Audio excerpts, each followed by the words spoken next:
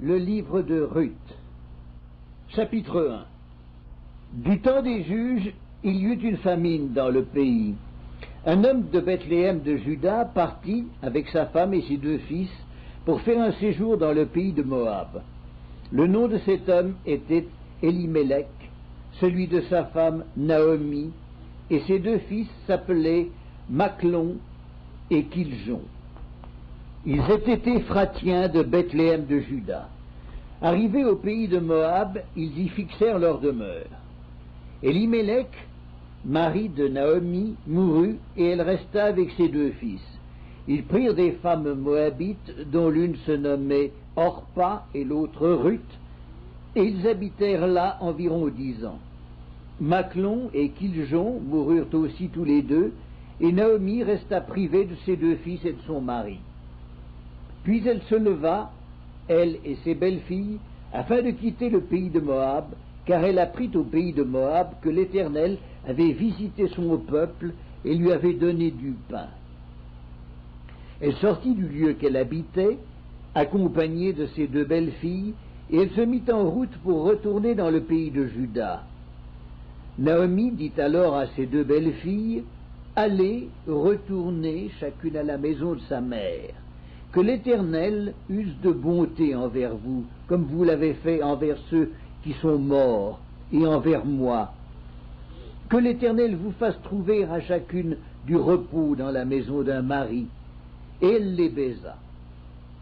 Elles élevèrent la voix et pleurèrent, et elles lui dirent, « Non, nous irons avec toi vers ton peuple. » Naomi dit, « Retournez, mes filles, pourquoi viendriez-vous avec moi? Ai-je encore dans mon sein des fils qui puissent devenir vos maris? Retournez, mes filles, allez, je suis trop vieille pour me remarier, et quand je dirai « j'ai de l'espérance », quand cette nuit même je serais avec un mari et que j'enfanterai des fils, attendriez-vous pour cela qu'ils eussent grandi? Refuseriez-vous pour cela de vous marier? Non, mes filles, car à cause de vous je suis dans une grande affliction de ce que la main de l'Éternel s'est étendue contre moi. » Et elles élevèrent la voix et pleurèrent encore. Orpa baisa sa belle-mère, mais Ruth s'attacha à elle. Naomi dit à Ruth, « Voici, ta belle-sœur est retournée vers son peuple et vers ses dieux. Retourne comme ta belle-sœur. » Ruth répondit, « Ne me presse pas de te laisser, de retourner loin de toi. Où tu iras, j'irai. Où tu demeureras, je demeurerai. Ton peuple sera mon peuple et ton Dieu sera mon Dieu. Où tu mourras, je mourrai et j'y serai enterré. Que l'Éternel me traite dans toute sa rigueur si autre chose que la mort vient me séparer de toi. » Naomi, la voyant décidée à aller avec elle, cessa ses instances. Elles firent ensemble le voyage jusqu'à leur arrivée à Bethléem.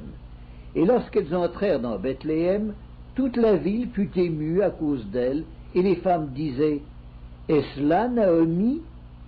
Elle leur dit, « Ne m'appelez pas Naomi, appelez-moi Mara, car le Tout-Puissant m'a rempli d'amertume. J'étais dans l'abondance à mon départ, et l'Éternel me ramène les mains vides.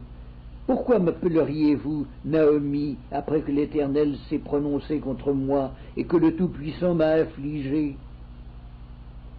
Ainsi revinrent du pays de Moab Naomi et sa belle-fille Ruth, la Moabite.